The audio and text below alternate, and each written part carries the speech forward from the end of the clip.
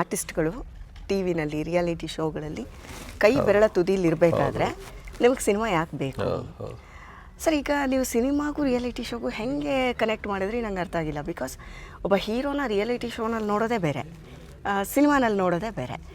ನಿಮ್ಮ point of ವ್ಯೂವಿಂದ ನೀವು ಯಾಕೆ ಈ ವರ್ಡ್ಸ್ನ ಹೇಳಿದ್ರಿ? ಹೆಂಗೆ ನೀವು ಅದನ್ನು ಡಿಫ್ರೆನ್ಷಿಯೇಟ್ ಮಾಡ್ತೀರಾ?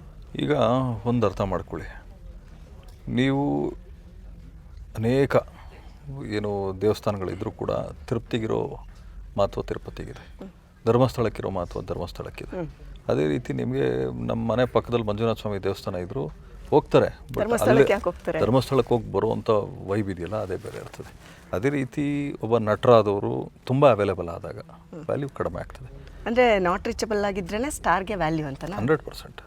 ಈಗ ಅಷ್ಟಕ್ಕೆ ಅವ್ರ ಜೀವನ ನಡೆಯುತ್ತೆ ಅನ್ನೋದು ಸುಳ್ಳು. ಯಾಕಂದರೆ ಇವತ್ತಿನ life style, cost of living ಎಲ್ಲ ಜಾಸ್ತಿ ಇದೆ, ಮಾಡಲಿ ಬೇಡ ಅಂತಲ್ಲ. ಬಟ್ ಸಿನಿಮಾಗಿಂತ ಜಾಸ್ತಿ ರಿಯಾಲಿಟಿ ಶೋಗಳೇ ಆಗಿಬಿಟ್ರೆ ನಿಮಗೆ ಸಿನಿಮಾ ಮಾಡುವಂಥ ನಿರ್ಮಾಪಕರುಗಳ ಪರಿಸ್ಥಿತಿ ಏನು? ಒಬ್ಬ ಡಾಲಿ ಧನಂಜಯ್ ಅನ್ನೋ ಒಂದು ದೊಡ್ಡ ನಟರೆ ಇವತ್ತು ಪ್ರೊಡಕ್ಷನ್ ನಾನು ಇನ್ಮೇಲೆ ಮಾಡಲ್ಲ ಅಂತ ಹೇಳ್ತಾರೆ ಅಂದರೆ ಅರ್ಥ ಮಾಡ್ಕೊಳ್ಳಿ, production is not everybody's cup of tea.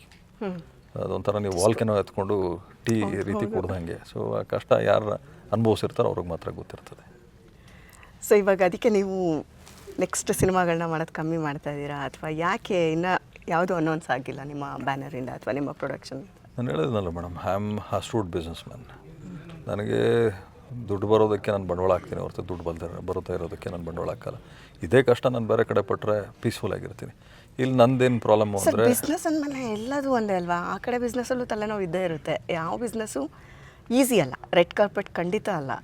So ನೀವು ಈ ಸಿನಿಮಾನೇ ಯಾಕೆ ಬೇಡ ಅಂತಿರೋದು? ಮಿನಿಮಮ್ ಗ್ಯಾರಂಟಿ ಅಂತ ಇರುತ್ತೆ ಬೇರೆ ಬಿಸ್ನೆಸ್ಸಲ್ಲಿ, ಇದರಲ್ಲಿ ಮಿನಿಮಮ್ ಗ್ಯಾರಂಟಿ ಇಲ್ಲ, ಅಶ್ಯೂರ್ಡ್ ಗ್ಯಾರಂಟಿ ಇಲ್ಲ ಇಲ್ಲಿ. So of course that's one major issue. ಅಂದರೆ ಒಂದು ಸಿನಿಮಾ ಒಂದು ವಾರ ನಿಲ್ತಾ ಇಲ್ಲ ಇವಾಗ. ಎಷ್ಟೇ ಪ್ರಚಾರ ಮಾಡಿದ್ರು, ಎಷ್ಟೇ ಒಳ್ಳೆ ಕಂಟೆಂಟ್ ಇದ್ರೂ. ಸೊ ನಿಮ್ಮ ಪಾಯಿಂಟ್ ಆಫ್ ವ್ಯೂಯಿಂದ ಒಳ್ಳೆ ಸಿನಿಮಾ ಅಂದರೆ, ಅಥವಾ ಒಂದು ಥಿಯೇಟ್ರಲ್ಲಿ ಒಂದು ಸಿನಿಮಾ ಇಡಬೇಕು ಅಂದರೆ ಕತೆ, ಹೀರೋ, ಅಥವಾ ಏನು ನಿಮಗೇನು ಕರೆಕ್ಟ್ ಅಂತ ಅನಿಸುತ್ತೆ? ಯಾವುದು ಬೆಸ್ಟ್ ಅಂತ ಅನಿಸುತ್ತೆ? ಗುಡ್ ಸ್ಕ್ರಿಪ್ಟಿಂಗ್ ಇರಬೇಕು, ಗುಡ್ ನರೇಟಿವ್ ಇರಬೇಕು, ಗುಡ್ ಎಕ್ಸಿಕ್ಯೂಷನ್ ಇರಬೇಕು, ಮತ್ತು ಆರ್ಟಿಸ್ಟ್ಗಳಿಗೆ ಏನು